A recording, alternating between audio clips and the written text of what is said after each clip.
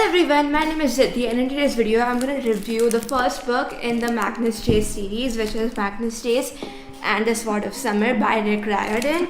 So I did actually make a review of this book before, but it was a very bad review and I just didn't even talk properly in that video. So I just want to do justice to this book and just make another review that is better. She died when he was around 14 years old, and since then he's been homeless, living on the roads of Boston, and his life was really hard. He spent most of his time just trying to find food and just trying to stay alive in general.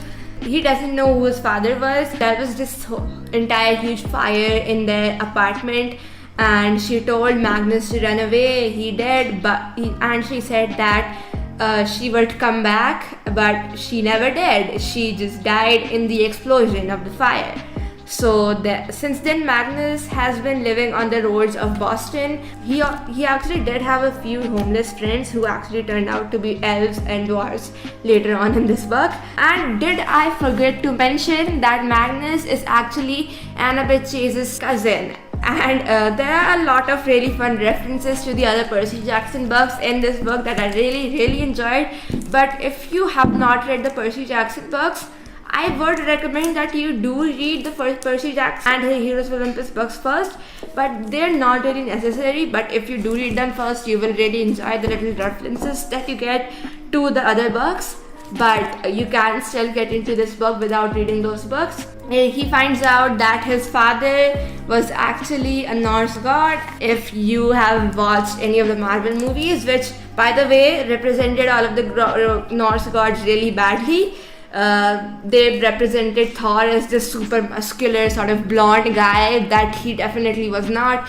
There was nothing polished about him. He was just this worn out guy who literally had goats that he would kill each night and eat them, and the goats would get resurrected in the morning so that he could eat them again for dinner in the night. But anyways, and one thing I really liked about this book was that it was much more diverse than all of the other Percy Jackson books or the other books by Rick Riordan. This book also has a Muslim character. Her name is Samara Al-Abbas, and that is a really great thing, I think. And this actually makes me wonder, are there any other entire gods in this entire universe? Because Percy Jackson's universe and Magnus Chase's universe exist in the same universe. So this might sound a little bit confusing, but Percy Jackson is actually the son of a Greek god, and Magnus Chase is actually the son of a Norse god. How does that line up? Because Norse mythology and Greek mythology are completely different mythologies. So how could the gods exist in different mythologies? I am not really sure, but maybe there will be an explanation for that later on in this book. So yeah. So in the start of this book, Annabeth and her father were looking for Magnus. They were putting out missing signs for Magnus, but later on they found out that he actually died. Magnus died fighting a fire giant. He was quite immune to fire, not like completely immune to fire, but he was immune to fire to a certain extent. So he could fight the fire giant for quite a long time, but he eventually died. And he actually had the Sword of Summer in his hand when he died. So he was taken to Valhalla by this girl named Samara Al-Abbas.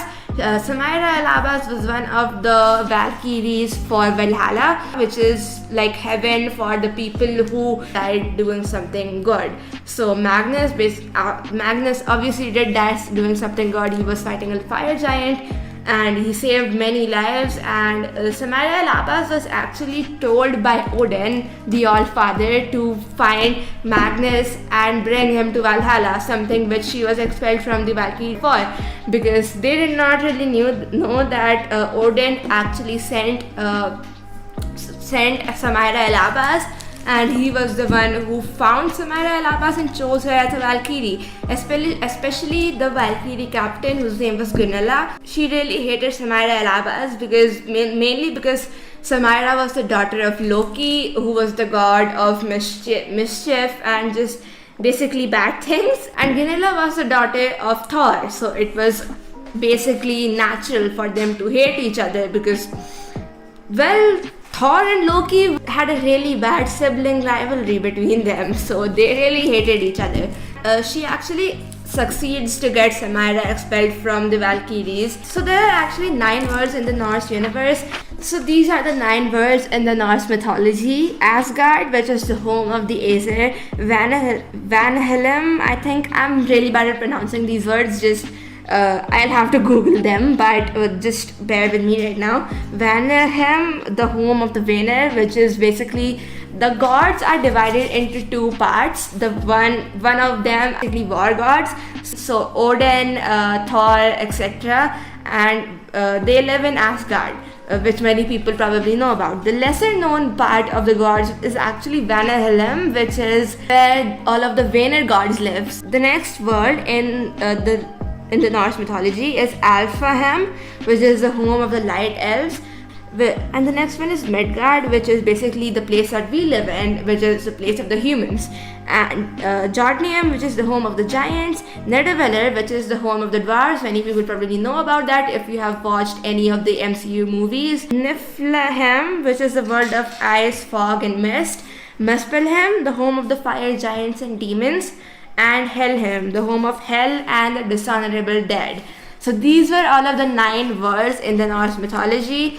All the main people in this book, Samira Alaba's Magnus and his 2 friends, Hearthstone and Blitzen, have to travel through all of these worlds to find where the Fenris Wolf lives, and the rope that is binding a Fenris Wolf on his island is actually going to break soon. So it's been binding him in there for ages, like thousands of years, and it needs to be replaced. So they have got this new rope called Andskoti. How they got that, that's an entirely different story.